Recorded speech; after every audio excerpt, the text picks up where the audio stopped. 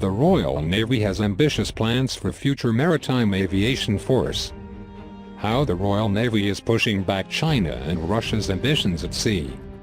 The RN acknowledges that the aircraft carriers will rarely, if ever, have the option of embarking the 36 F-35 seconds the QEC carriers were designed for. Using an incremental approach, the FMAF plan will see UAS add the mass that is needed to the air wing. For the foreseeable future, the core of naval air power will remain crewed aircraft, but they will increasingly be teamed with, or supplemented by, UAS. It is not a matter of if UAS will be preeminent in the naval air environment, but when and how quickly the RN can bring such systems into service. Besides generally lower unit cost, UAS have the advantage of removing the risk to aircrew, providing a much more flexible and scalable low-high-end capability. Can be far more numerous and part of a more distributed force coordinated by a human from the operations room. In order to make a coherent case for further funding at the 2025 Integrated Defense Review, work is well underway to gather evidence and assess the potential of various UAS that will form the FMAF.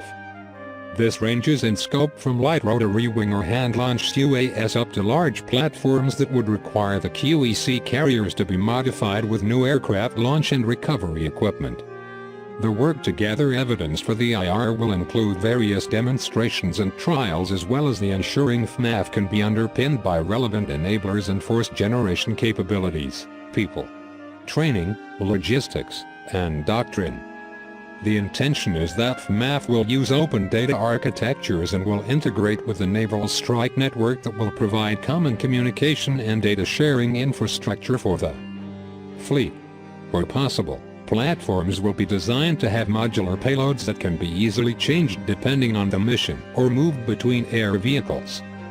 The RN has initiated Project Ark Royal to study how the QEC carriers could be adapted to support future aircraft. FMAF development will be incremental, moving from STOL-only to STOL platforms, and then potentially significantly modifying the flight deck to support STOBR and CATOBR flight profiles. The QEC is an adaptable carrier, but this really just amounts to spare spaces within the ship. There is a gallery deck below the flight deck with capacity available to accept catapults and the airster gear equipment, but it would not be cheap to purchase and integrate the new ALR power supplies and control systems. Creating an angled deck is the only safe solution, and extending the port sponson slightly would help the conflict with F-35B operations.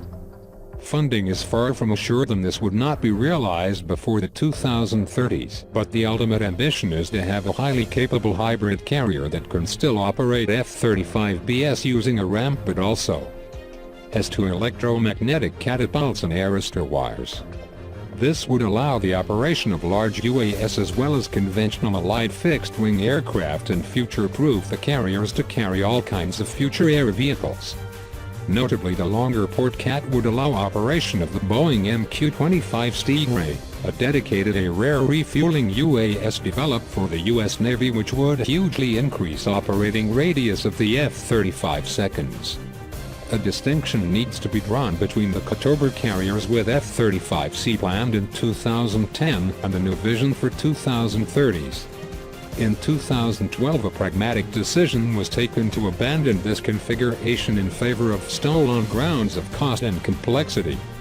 To fully implement Project Ark Royal will be expensive, but is more scalable and has lower people requirement both in the air and on the ship than the 2010 plan. A first step or more affordable compromise could be just to fit the single starboard cat for UAS-only launches. The priority must be the operation of Vixen-class UAS that connect a loyal wingman to F-35B, adding mass, reach and strike potential to the carrier air wing.